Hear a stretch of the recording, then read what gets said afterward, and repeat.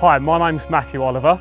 I'm the horticulturist here in the Global Growth Vegetable Garden at Hyde Hall, and today I'm going to show you how to lift and store our main crop potatoes for autumn and winter use.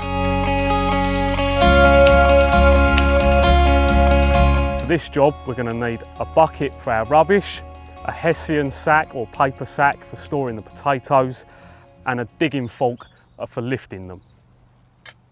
So the way to do this is you need to use your digging fork, but rather than go straight into the plant, you want to come away from the plant and vertically into the ground, and that's to make sure you don't spike any of the potatoes.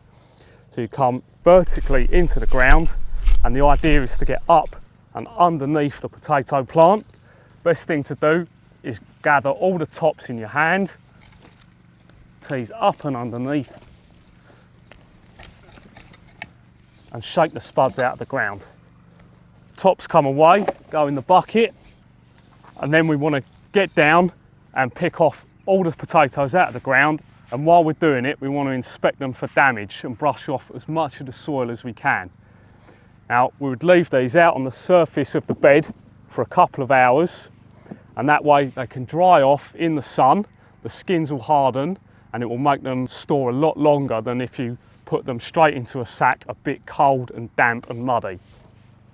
So once you've got the obvious ones out, what you need to do is then turn over that patch of ground a couple more times to make sure you've got out all the stragglers, or they will reappear next year in between whatever we're growing in this bed.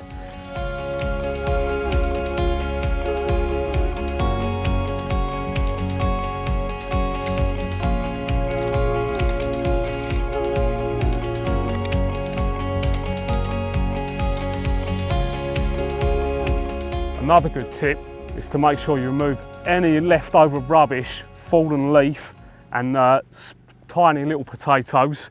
It's good to be clean and tidy. It keeps our ground healthy and stops us overwintering any pest and disease that might cause us problems in the future.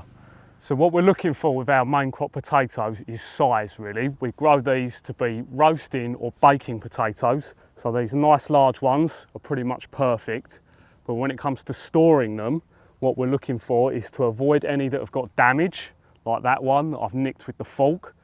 We wouldn't keep those in a sack for months over winter. We want to use those early, or use these soonest, because that's where rot will start to get in.